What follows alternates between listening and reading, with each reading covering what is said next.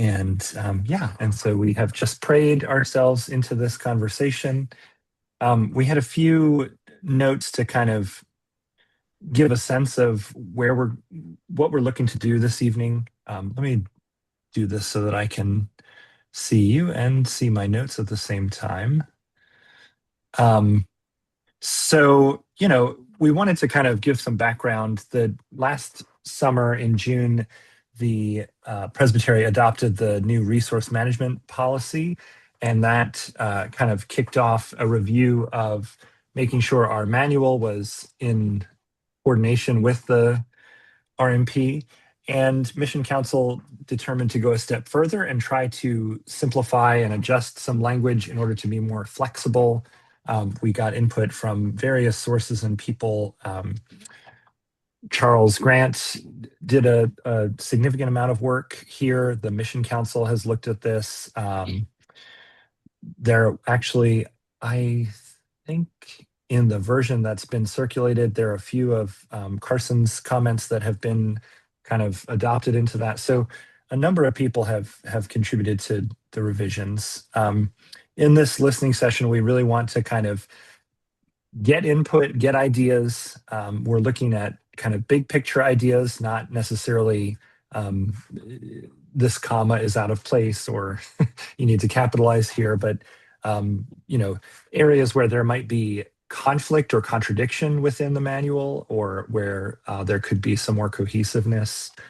And I think what we'll do is we may not have answers or responses. We probably won't work everything out in this conversation, but we will take this back to Mission Council, and then Mission Council will be able to adopt and figure out what changes are needed.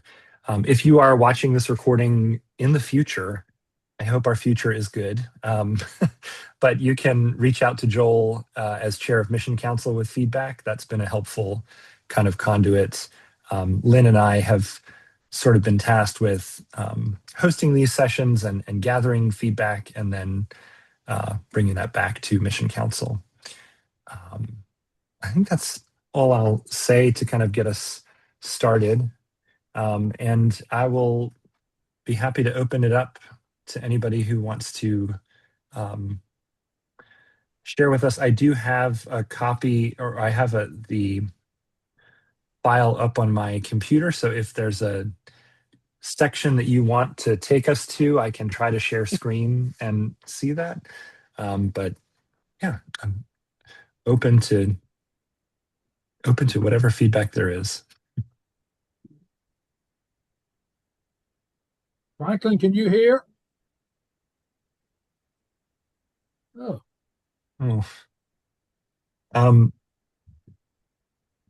Franklin, are you able to hear us on your end?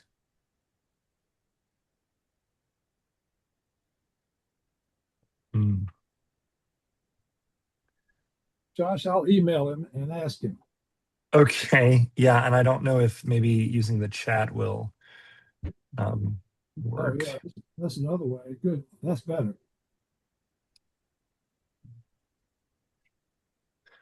Because I appreciate Franklin did email us earlier today with several robust ideas that we have those thoughts, and I can share them, but I would love to hear from him if possible.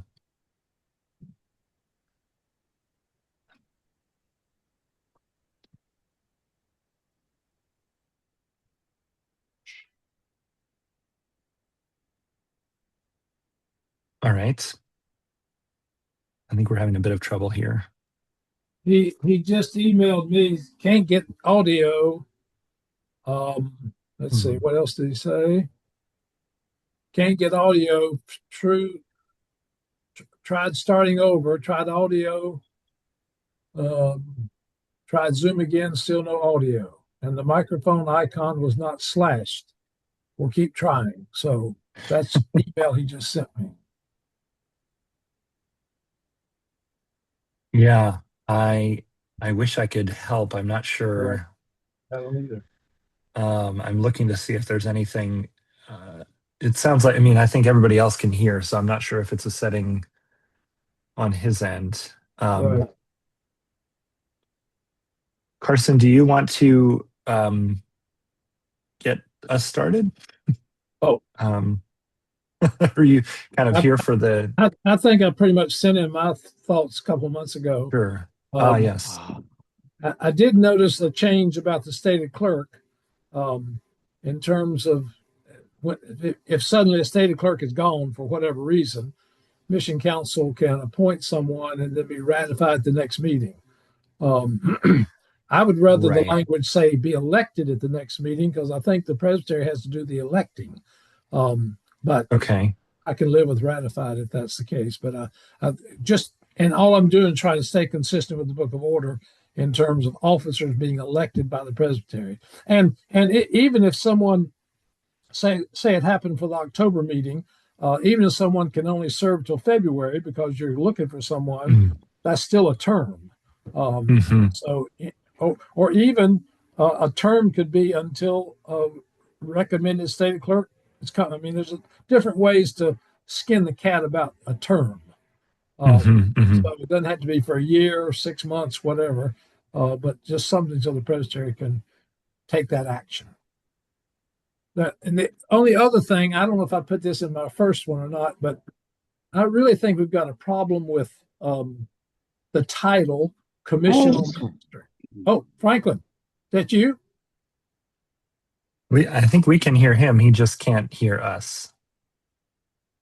Franklin, can you hear us?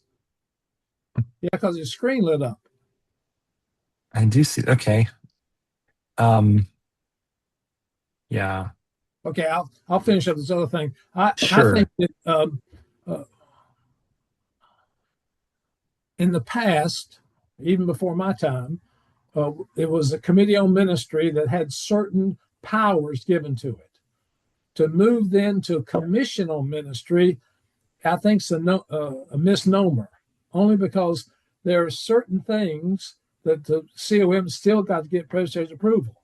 So I think it's cleaner if it's a committee on ministry with specific powers given to it by the presbytery.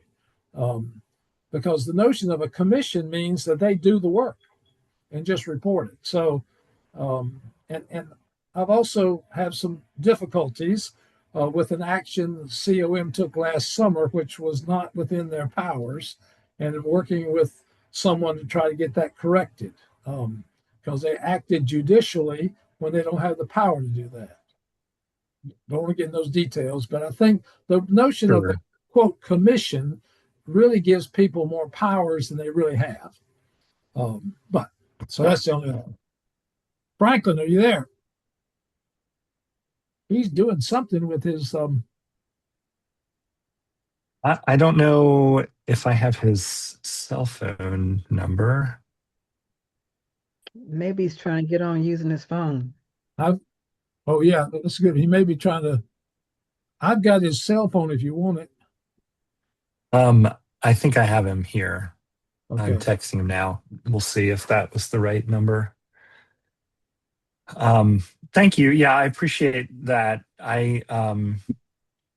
Do you know Carson? And you may or may not. I know that the Commission on Ministry is now responsible for examination of, I don't know what the right term is, but candidates for ministry, and then that's not done on the floor of presbytery. Is that one of the powers that may have led to them being called a commission, or I don't That know was if one. that was That was one of the powers that they were given after my retirement.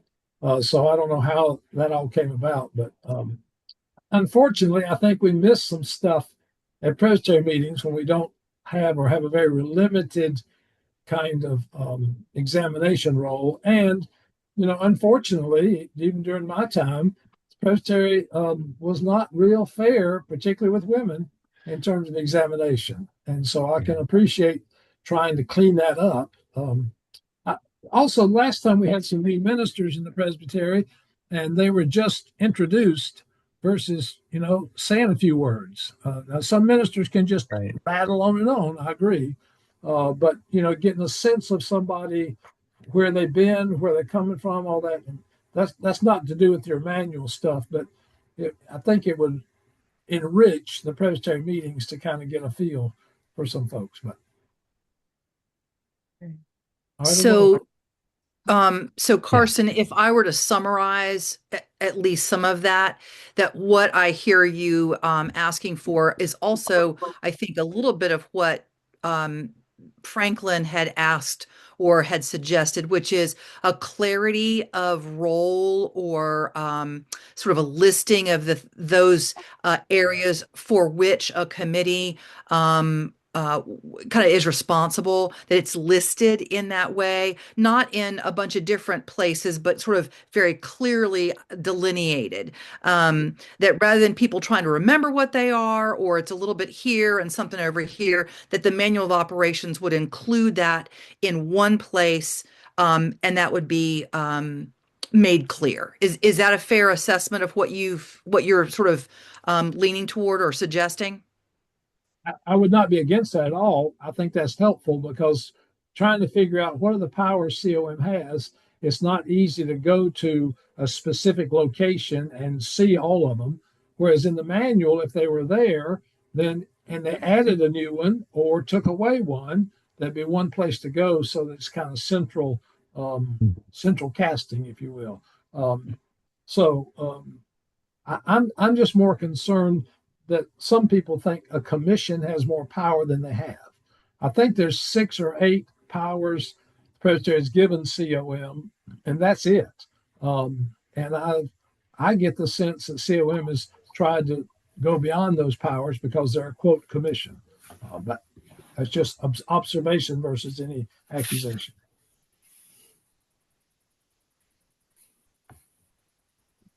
Franklin said, now the link in the POJ's email isn't working. Sorry, give up. I'll try again next week. Gosh.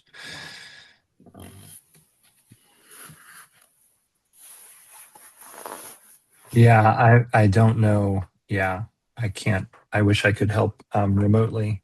Lamar, welcome. Well, good evening to everyone. Good evening.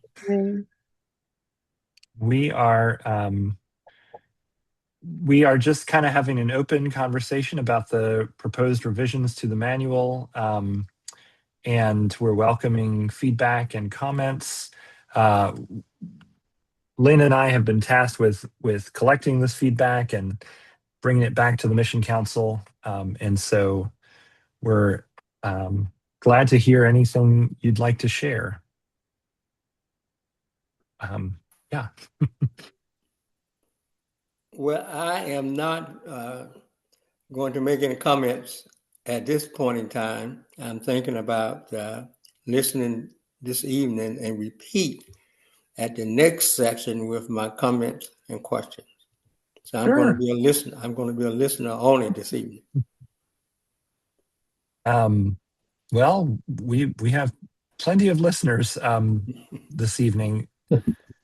Unfortunately, we're having some audio difficulties for some folks. I do have a list of feedback from Franklin, but I think probably it sounds like he's planning to join at the next session next week. And I see Carrie is here. Is that right? Yeah. Great. Welcome, Carrie. And did we wait? Oh, there's Carson. Okay, sorry. People are bouncing around my screen. So I think probably better to let him share that feedback next week when he wants to, and if we run to a similar problem, I can certainly read those things off or share them. So we're kind of open to anybody's thoughts or things that they would like to explore. Franklin would be by far the best manual writer of any of us. He's got a way of consistency and other things. So I'm glad he sent you some stuff because I think it'd probably be helpful, whatever he's got to say. Yeah, there's there's plenty of good stuff to kind of work through there.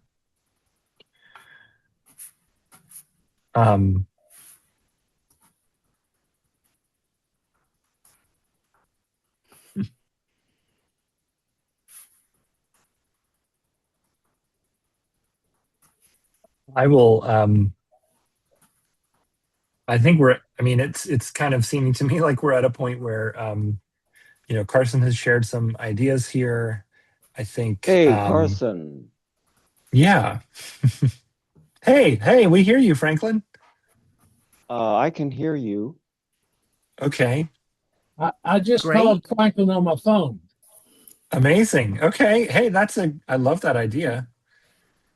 Franklin, we can hear you if you speak, and if you can hear us and would like to share some thoughts, that'd be great.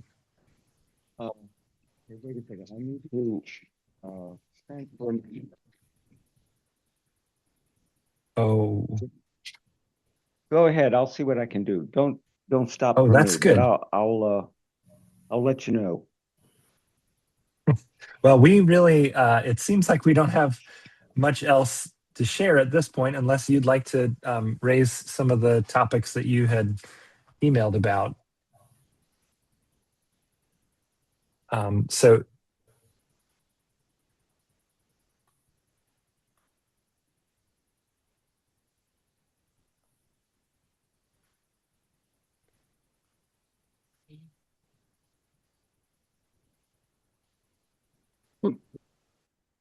Franklin, can you hear us? You can hear us, we just can't hear you. Is that right? Is that correct? I think we can hear Franklin. He may or may not be able to hear us. Okay. Yeah, I'll Um, just reply by email to just some clarity. I only went through his list quick. okay. But to match it back to the particular line of the thing, but I'll email him back. Oh, hey, can you hear me? We Yes. can. Oh my Yeah. goodness. That's weird. I don't even have the Zoom app on anymore as far as I Oh, know. oh When my I goodness. when I disconnected the headphones from the laptop to move them over to the phone, suddenly I hear your voices. Unbelievable. So anyway, I can't see anything, Oh but no. but I can hear you.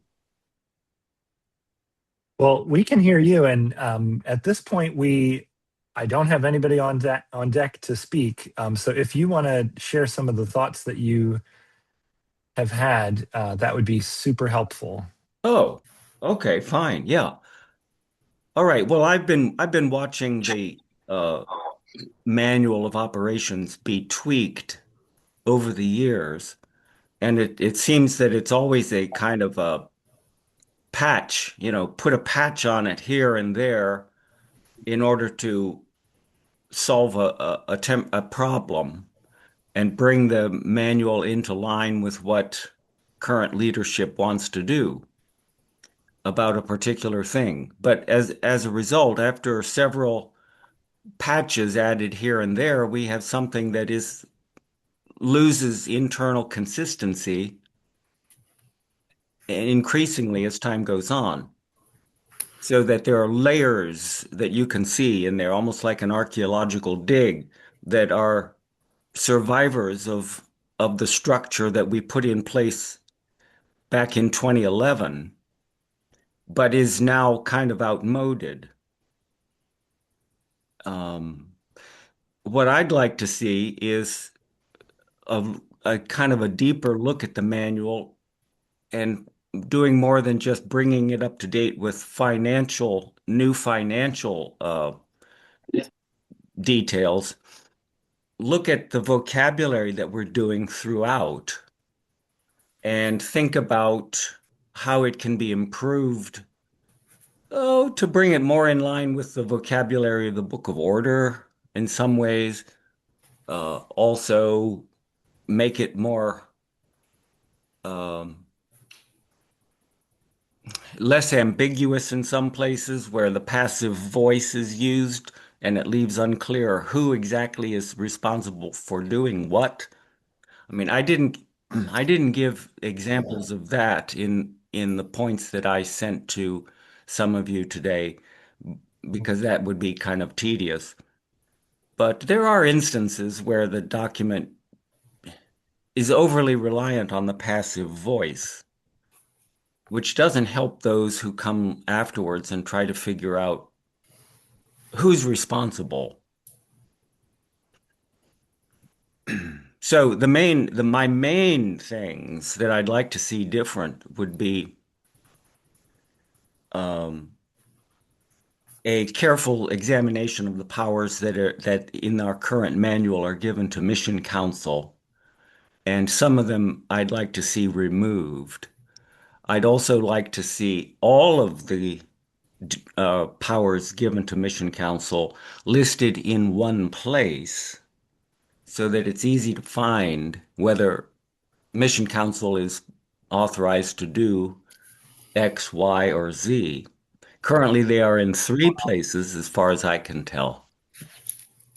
And the same listing of commission powers should be in the manual for COM and CPM, who have been given significant commission powers by the presbytery.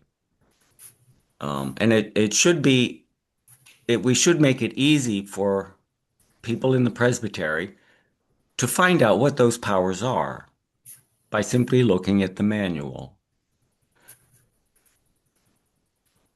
And I'd like to Go ahead. see little tweaks, naming things. I'm not happy about changing the name of COM to Commission on Ministry. I'd like it to go back to committee, but I won't die on that hill.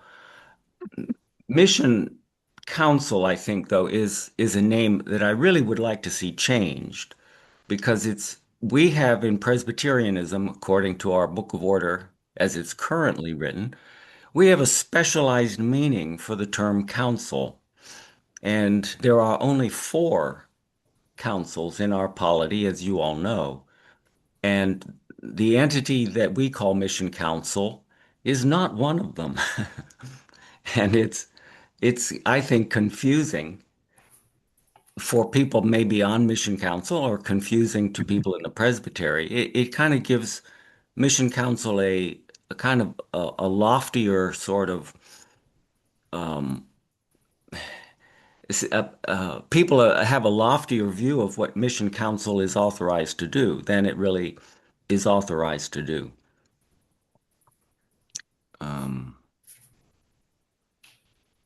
Those are my main concerns. Thank you for sharing that. I'm not sure you heard my preamble at the beginning where, we're kind of, Lynn and I have been tasked to gather this feedback and these thoughts and kind of present it to Mission Council for its action and response. Yes. Thank you. I didn't hear that. I didn't hear anything, but okay. I'm so sorry.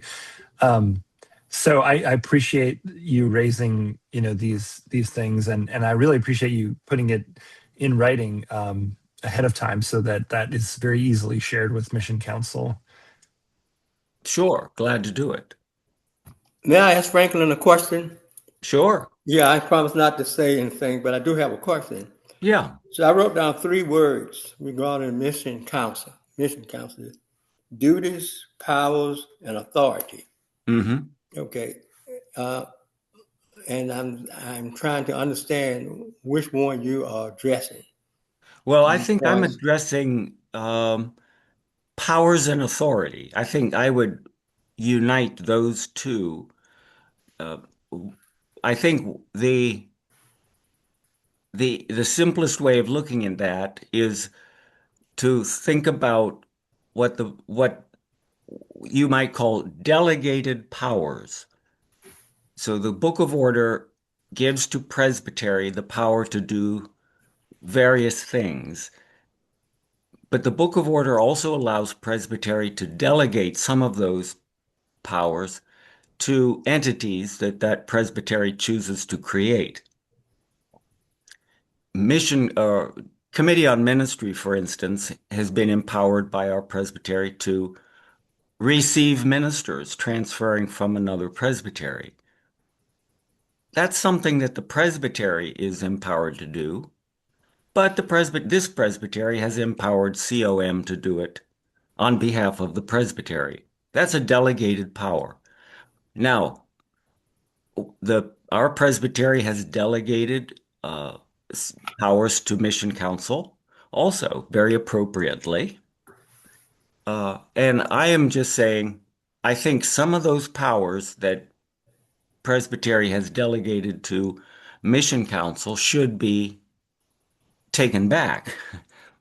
One of them being the election of the stated clerk. It might be more a matter of terminology than anything else, but I think the terminology is important. The right to elect elders and deacons and ministers to serve over a given body of the church, that right rests in that body, in those people, and it's, according to our Book of Order, inalienable, which means it can't be transferred or delegated. It can't be handed over to another to make that election happen. So presbytery really doesn't have permission, according to our Book of Order, to delegate to Mission Council the power to elect the stated clerk. So that's what I mean. That's an instance of what I'd like to see removed from Mission Council's list of responsibilities and powers. Does that answer your question? Yeah, to a certain degree, I wanted to go back after you have made your statements and reread some sections of the Book of Order. Mm-hmm. You know, just to clarify in my mind, when not questioning, your sincerity there, but just to go back and reread it and see what my interpretation of it is. Sure. Okay. Sure.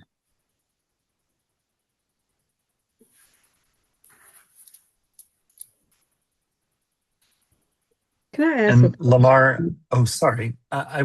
Sorry, Peggy. I was just going to tell Lamar the section that Franklin was just referring to is, I'll say it out for you, G-2.0102. That is what refers to the inalienable right to elect folks to certain offices. And then there's a section on the stated clerk, which is G-3.0104. And I'm pulling these from the notes that Franklin shared earlier. So that's just to help you navigate that. Peggy, please go ahead. Thank you. I'm sorry to cut you off. No, I was just wondering, did the Mission Council have another name before it was the Mission Council? Oh, yes. Mission Council used to be called the Communication and Coordination Team.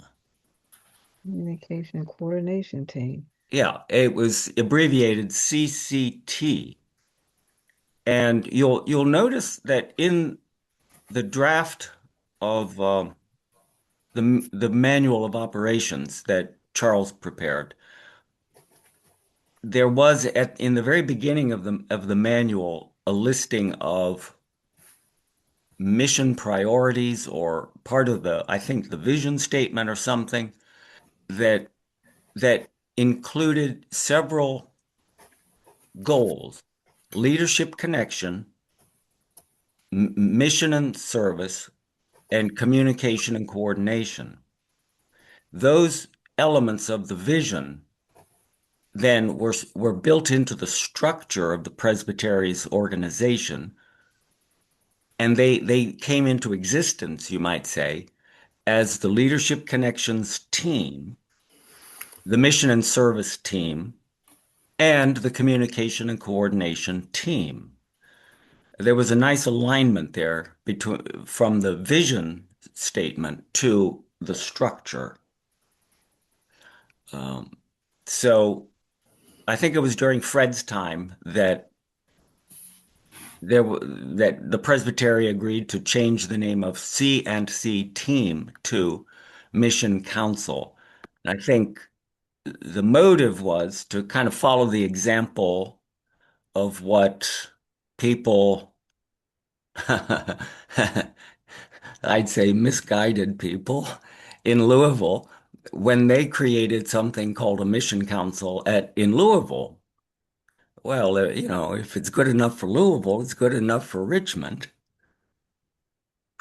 We should have a mission council too. But it's misnamed, and it also makes it not align with our mission statement. So, what I'd like to see is something like maybe Presbytery Coordination Council or something like, not council, sorry, committee, because that is in our manual as current part of the function of mission council in its in its definition.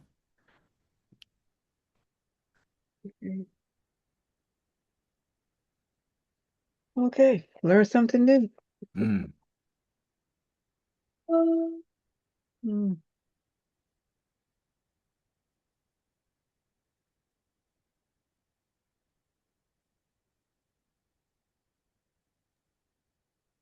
Other thoughts or things we'd like to share or peruse?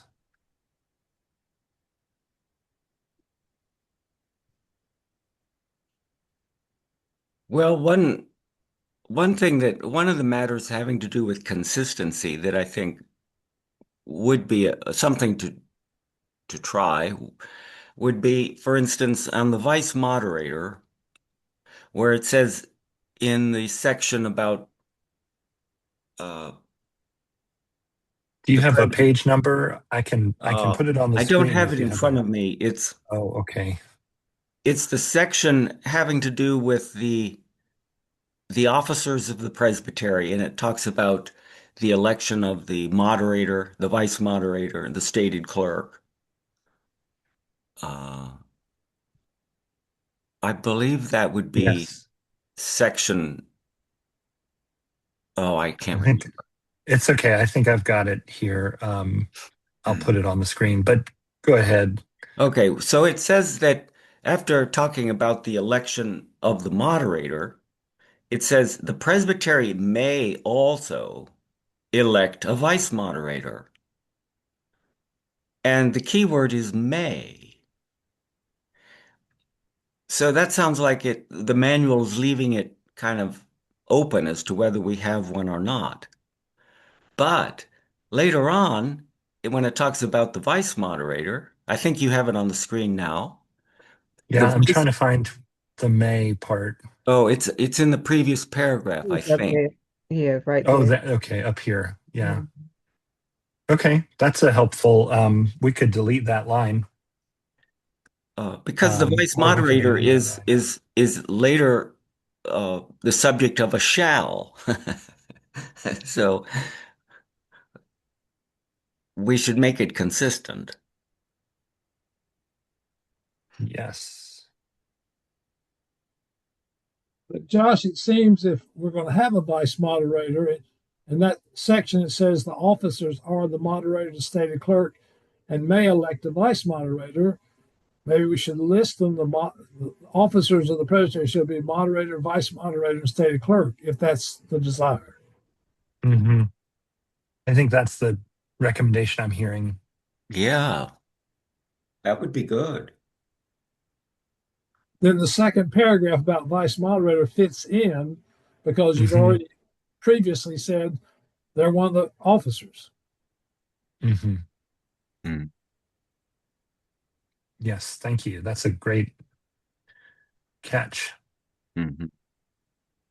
Well, now that we're talking about elections and things, I'm remembering now one of the things that I feel really passionate about as that was provoked by Charles's proposed draft was that he eliminated from the manual as it has been the specification of the number of members of the various elected entities.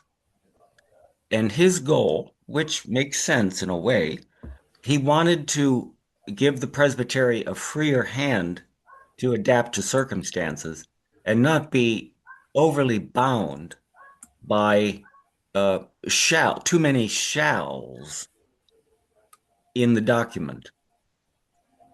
The result in this particular instance, however, is that the Committee on Nominations now would have no guidance about how many people to recruit for such entities as COM, CPM,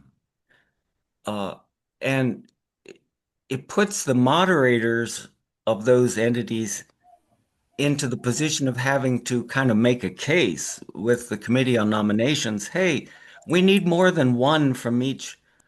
We need one more than 6 people. We need 18 or we need whatever. Uh, and the Committee on Nominations says, Josh, you know how difficult that job is. If the Committee on Nominations sees, oh well, we satisfy the job if we get one from each nominating region and a couple of members at large, we've done the job. Yeah. There'd be a tendency to kind of lower the bar for the job of recruiting people. If Presbytery wants to reduce the number of people on these entities, fine.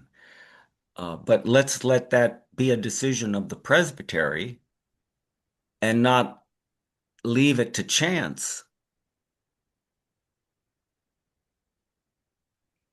Yes, we can certainly pass that along. Mm-hmm.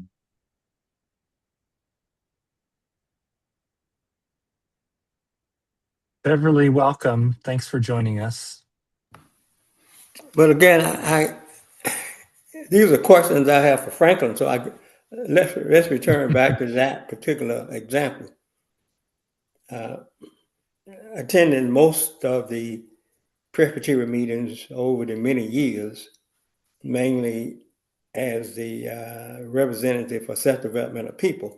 So not an elected commissioner, but a participant in listening and seeing what the results are on some of the recommendations. Attendance and volunteering and meeting the numbers of all three different needs seems like that would, and this was just a question to Franklin, what is the possibility of success using that scenario? And let's say, for example, if it does require 16, 17 people, your chances of meeting that requirement based on the attendance and participation in the Presbytery. Yes. Even though Yes. there are 90, even though we say there are 90 churches, Mm-hmm. if you were to do some type of math analysis, you would maybe say it averages out to be maybe 2 people or maybe 3 Right. per congregation. Yes. And out of that 2 or 3, how many are willing to actually participate? Mm-hmm. So I guess I come back to my question to you. What is the possibility of that being a successful, let's say, a successful way to proceed? If you were going to use that as an example, what were the chances of that being successful? That's a very good question, Lamar. I think what might be necessary in view of what might be necessary would be a conversation with moderator of CON and the moderator of the various committees and say, let's talk about how many people you need to do your job and how likely is it that we can recruit the people necessary to fill all those vacancies. There might be a need to have a discussion like that. If CON consistently just can't fill the vacancies, then some entity of Presbytery needs to take a look at that and say, let's think about what we need to do going forward.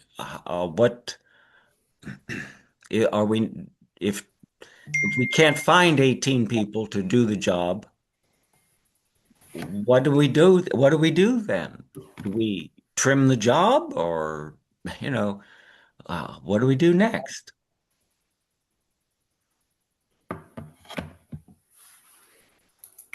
Since our host stepped away for a moment, in that same context, though, in trying to balance different points of views, um, if we put into that particular section that the either on an annual basis or a biannual basis, an entity would come together to establish the number of needed committee members, and that be mandated in the manual, but not necessarily set a set number. So if one year we need 20 people for this one thing, and then in a year or two, the same thing can get by with 10, instead of having to go back and change the manual, we go back and change the agreed upon goals that whichever entity oversees it with that. So it allows then flexibility to address needs in reality without having also to layer in changing the manual. Oh, that's a creative solution. Yeah.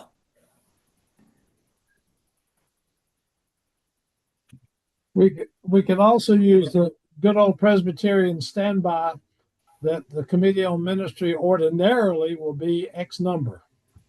Mhm. Is Mhm. flexibility as well, but all good ideas.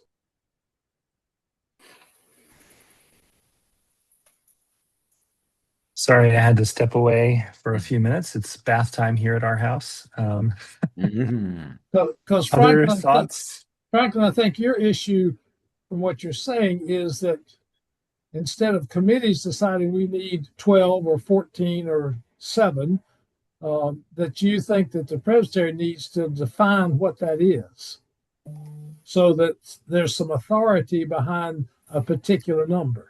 Well, yeah, I think it puts the moderators of CPM, COM, and then the moderator of CON in a difficult kind of negotiation situation where COM and CPM will say, we need this number, and CON was saying, well, okay, you need that, but we can only come up with these. So, and there's nothing in the manual that says we CON have to come up with any more than this. So that's what you're getting. It's I wouldn't want to put the moderators on either side into a situation where that might emerge. Now we've existed for a long time with with vacancies on our committees, uh, and we can live with that. I mean, because I remember a long time on CPM that there were some seats that were vacant at our meetings, but we always hoped that next year, that we'll get them filled. And sometimes we did. As long as it didn't get too low, we could still do the job.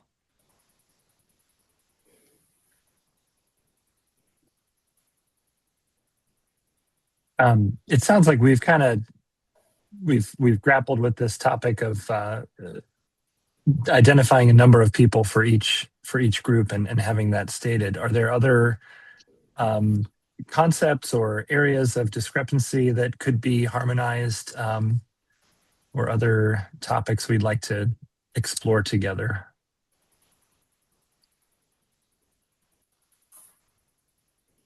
Well, one of the other issues that I point out that I think is pretty important is that lack of clarity about terms such as members of Presbytery and voting commissioners on the section that talks about who votes at Presbytery meetings. I think we ought to take a look at that section, clarify that it's not appropriate to categorize minister members of presbytery under the label voting commissioners.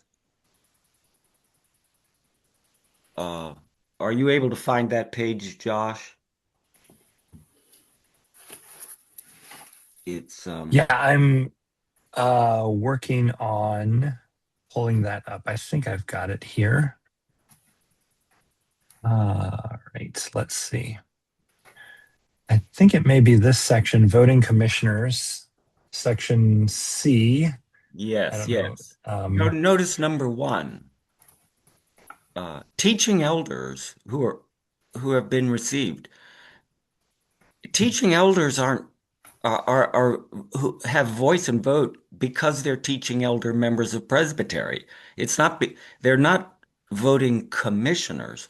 The word commissioners in this context refers to Oops. ruling elders who have been elected by their sessions to attend presbytery meeting and participate as in the deliberations.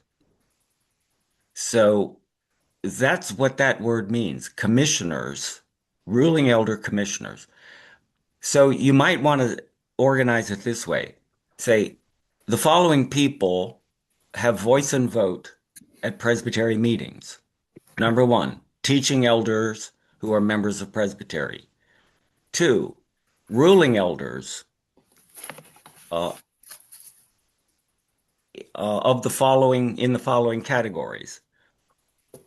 A, elected by their sessions to serve as commissioners.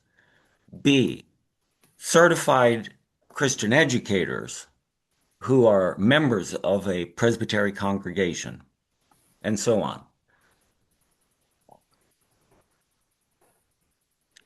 And then later on, there's confusion in the term corresponding member. Corresponding members who are given voice but not vote. Corresponding members refers to ministers from other presbyteries who are visiting, or ecumenical representatives.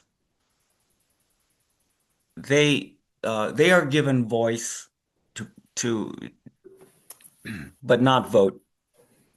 But corresponding members wouldn't include some of the other people in that parenthetical expansion of the term. My eyes aren't seeing it very well, but It identifies ecumenical representatives, ruling elders who are former presbytery moderators, and teaching elder members of other presbyteries or denominations who are supplying churches of the presbytery. oh, okay. Well, ruling elders who are former moderators, they're not. I don't think they'd classify as corresponding member. They can be given voice because they are former moderators. I mean, it's not that I'm complaining that these people are given voice. It's just the kind of the awkward way the terms are used. So it's probably pedantic. But if we're going to have a document that we want to be clear for generations to come, let's see if we can make it in language that will exist beyond our own selves. So it's really the concept that former presbytery moderators would not count as corresponding members. They would, I guess I've always Yeah. struggled with the concept of what constitutes a corresponding member. And I just thought that what we defined here Yeah, is what. maybe we just eliminate the term corresponding member and just say the presbytery may grant voice without vote to, ecumenical representatives, ministers from other denominations, past moderators, commissioned ruling elders who are serving congregations, whatever the list may be. Just say in our manual, we say that at a given meeting, the moderator has authority to say, such and such person, we grant you voice for our meeting today. Right. And I think what I've heard from our parliamentarians is that these folks who are enumerated in this section are granted by rule voice but not vote. And so that doesn't need to be necessarily verbalized at a meeting. It just is, this is a way to grant these people voice. So we don't have to, when the CPM moderator comes forward to share their report, grant them voice. But, by rule, they are granted voice in this part of the document. Oh, well, yeah, there's something to be said for that. But in the instance of a CPM moderator who's a ruling elder, at least when I was taking attendance and doing the balancing of commissioners, if there was a ruling elder moderator of CPM or COM or whatever, that person for the duration of their service was granted voice and vote. Oh, Yeah. okay. So they're counted as ruling elders who vote. Oh, yes. Yes. Serving as moderator or vice moderator. I wasn't fully aware of that. Josh, while you've got that up, Mhm. I had not noticed this till just now, but in the parentheses, teaching elder members of other presbyteries supplying churches of this presbytery. Do they not already have voice and vote if we've made them a covenant pastor or whatever? Oh, yeah, that's a good point, Carson. Our practice was, let's say, a Lutheran pastor serving one of our churches or something like that is made a temporary member of the presbytery, including voice and vote at meetings. Right. But I think so for example, if there was a pastor from Shenandoah Presbytery who was supplying at like Rockfish, but still a member of Shenandoah Presbytery, you can only be a member of one presbytery at a time. Is that correct? I think this is trying to say that. Yeah, go ahead. That is correct, but they're temporary members of this presbytery. At least with the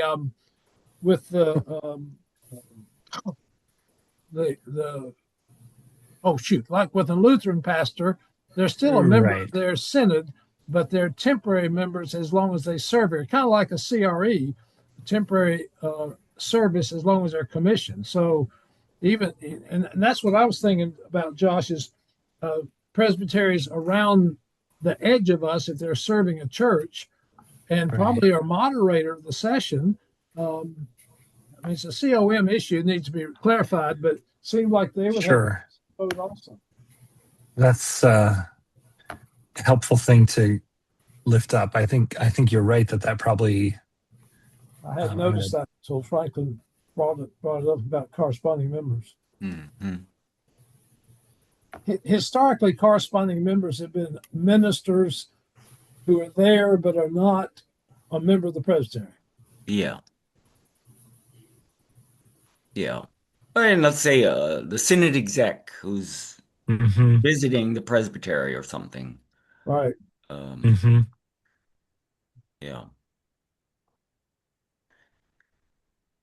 Now there's somewhat. Is it okay if I shift the topic slightly? I would say so. We've got about 15 minutes left for this session. Okay. So there's something that is something to look at that I didn't include in my list of topics. One is the way it describes the balancing of commissioners. Every year, the stated clerk makes a proposal to the presbytery, a plan for arranging that the ruling elders and teaching elders at presbytery can be reasonably close in number. Now, the way it's worded in the manual it sounds as though that proposal tries to make it so that we have as many ruling elders at, who are potentially attending presbytery meetings as we have ministers on the roll, uh, which is not the way we do it. And it would be a complete failure if we tried, because at least when I was doing it, we had roughly 250 ministers. It might be less than that now, I don't know, but it's over 200. And if you tried to ask for an equal number of ruling elders to come, it wouldn't work, because even the number of ruling elders that we have typically invited, many of them don't come. The attendance is not 100%. So the way I did it when I was helping this process was look at how many ministers typically attended, and then organized a scheme for how many ruling elders would come from churches of different sizes in order to come equal to that number of ministers, so that an actual attendance we would have rough parity. England, do you know what section this you're referring to here? I searched for the word balancing, and I am not finding Okay. what you're referring to. Yeah, where would that be in the manual? I'm looking. It might be under the duties of the stated clerk. That's what I think. I feel like it might be under the duties of the stated clerk, Josh. Okay. I'm searching furiously. Josh, you had up something just now that said rebalancing of commissioners. Is that not it? Yeah, and that only said these duties shall include responsibility for the annual review of session records and the annual rebalancing of ruling elder commissioners. Oh. Is that but I didn't see anything that said as near to parity as possible, or I'm struggling to find that section, which I think you're suggesting there may need to be some clarity granted. Yeah, it would be good for the presbytery to know how that meatloaf is made, so to say. The balancing of commissioners. I think I've found it. It's under that voting commissioners section that we were looking at. Okay, here we go. Okay. So yes, propose each year the number of ruling elder commissioners required to ensure parity with the number of teaching elder members of the presbytery. And you're suggesting a change that would essentially say parity with the average attendance by teaching elders, or yeah, something like that. So okay. So that's why, as years went by, I added to the balancing of commissioners proposal a little table that showed attendance at presbytery meetings going back a few years to show the trend. How many ministers attended presbytery meetings on average? How many ruling elders? How many of those ministers were retired, and so on, so that people could get a sense of how close we are to getting equal numbers. And over time, ruling elders outnumbered ministers. But eventually it came, at least in the last few years that I was doing it, ministers were starting to outnumber ruling elders. And that's disturbing to me. But I don't know what the trend, I don't know the way it works anymore, since I've been out of it now for a few years. Josh, the trouble we got into was we had retired ministers that could dominate the presbytery and would never show up. And so somehow we created, I forget what, Franklin, 15 or 20 slots for quote retired ministers, and I guess it's leading into what Franklin and we never had that many show up. Leading into what Franklin's talking about in terms of attendance. Mhm. Yes. Because we get down to churches of 30 members to have 2 elder commissioners. Never did. No, Mhm. hard to Okay. expect that either. Yeah. Well, I'd love it if we said to churches that are now asked to send one ruling elder. I'd love it if we could say to them, send 2. Mm. But number one, I don't think they will find 2 ruling elders who want to go to a presbytery meeting. And number 2, if they did, they would if all the churches did that, they'd vastly outnumber the ministers who wanted to come. Mhm, mhm. For a long time, we had roughly 100 retired ministers on the roll. So of 250, 100 were retired. And of them, often between 8 to 12 would attend. Somewhere in that neighborhood. So I built into my proposal that we'd get maybe 11, 12, perhaps retired ministers, and then adjusted how many ruling elders were being asked to come accordingly. And it Franklin, worked out pretty well. I'm sorry. Make sure I'm not voting. Franklin, may I ask you a question here? Sure. Having served in several presbyteries for my membership in the Presbyterian Church, all the way back to Georgia, which I became a member of the Presbyterian Church in Georgia, served as an elder, a commissioner. So it's the thinking here about what ministers and the teaching elders and ruling elders, you're getting a balance. Mm-hmm. Yeah, okay, that's the number of bodies in the seat. At a meeting, yes. Yeah, at a meeting, the bodies. But what is the goal here when you say the balance? The balance of issues that come up, voting that has to take place, discussions that have to take place. Mm. What is the balance that we're trying to get? Not bodies in the pews in the seat, but what is the balance we're trying to get? Are you asking if the goal is to have equal numbers of ministers and elders, Right, then what is the goal of that goal? right. So what benefit are we really striving for when we are trying to get a balance of ministers and elders?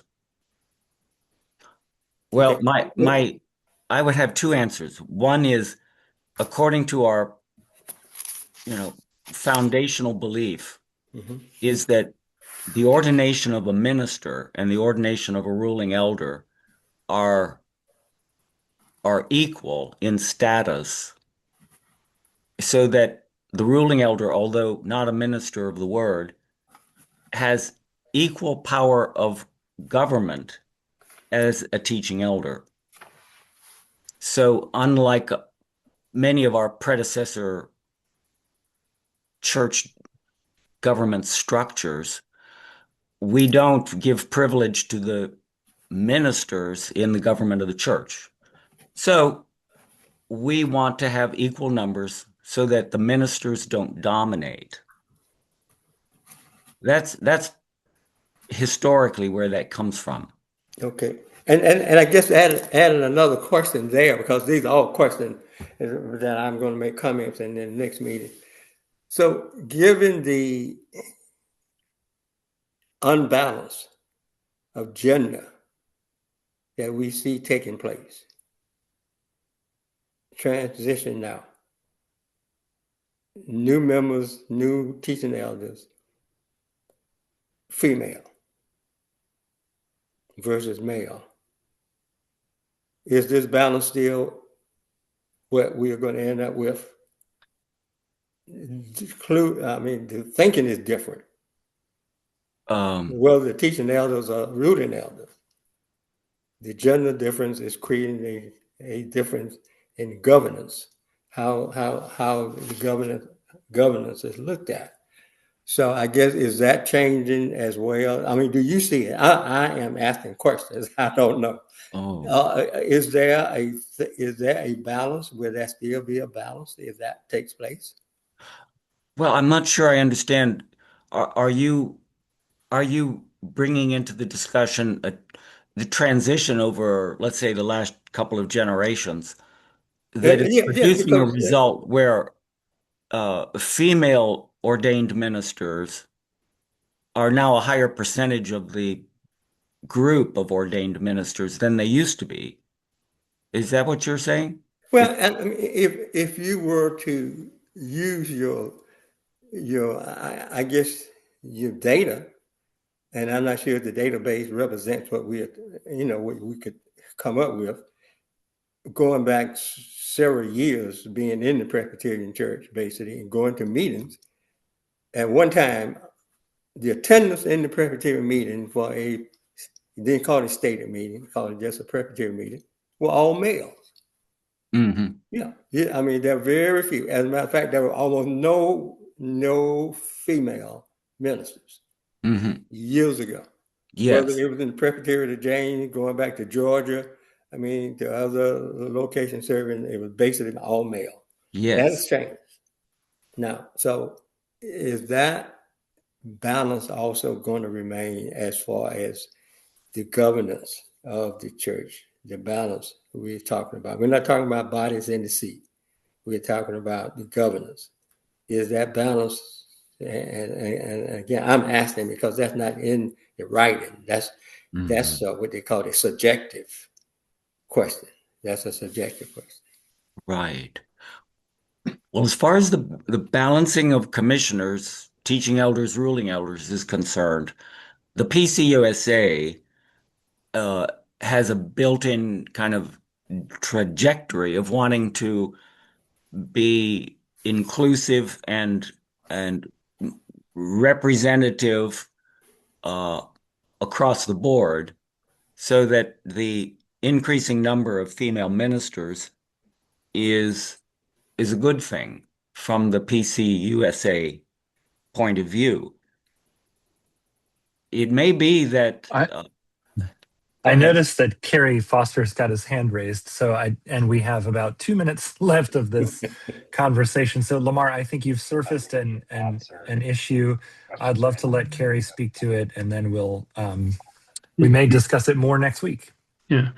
I think with the balancing of representatives between teaching elders, ruling elders, is just that narrow of a topic. It really is addressing our theology of priesthood of all believers, balancing with we only really have two types of people who are in presbytery meetings. They're either teaching elders or ruling elders. We welcome guests and all that kind of things, but when it comes down to voting on the matters of the presbytery or our polity issues, this is trying to make sure that the laity is granted equal standing with the classically trained clergy. And that's really all. The other issues that come in with the idea of, trying to balance other parameters, that's not built into this rule. This is not the mechanism to address other issues. This really is a polity point of view. How do we balance the number of preachers and number of elders, as I see it? Yeah, that makes sense. It's really bodies in the seat. So we got half ruling elders, half teaching elders, and it's up to each session, for example, to elect whomever they want to. So Mhm. theologically or gender wise or otherwise, I don't think enters into this particular balancing piece. Hmm. Right. Well, this has been very helpful. I want to kind of give you the steps forward. We will have another listening session next week on Wednesday evening. Y'all are welcome to come back for more. Perhaps we'll have other folks. Lynn and I will distill these comments and share them with Mission Council. There will be a draft revised manual presented in the February packet. And I think what we're surfacing in this conversation is that there are some pretty big structural issues that, may not be all resolved in the next week in time to be sent out in the packet, but that this is kind of an ongoing process of understanding how the presbytery is structured. So if you don't see everything we've talked about this evening addressed in some way in the revised version, that doesn't mean it's not ever going to be touched on. It just means we're going to continue to look at things. So with that having been said, I'll be glad to close us in prayer and wish you all a lovely evening. Thank you, Josh. Sure. Let's pray. Holy and gracious God, we give thanks that you are with us in the big picture and you're also with us in the details. And we're grateful for this conversation we've had tonight. It's really important how we do your work in this world and that we do it decently and in order. And so I appreciate the hearts and minds and the passion that's been in this conversation. God be with us, with those who've spoken tonight, with those who are watching this in the future, and help us to hear your voice more clearly as we listen to one another and as we listen for you. It's in your Son, Jesus' name that we pray. Amen. Amen. Amen. Amen. Amen. Good night, everybody. All right. Good night. Blessings to you all. Be safe.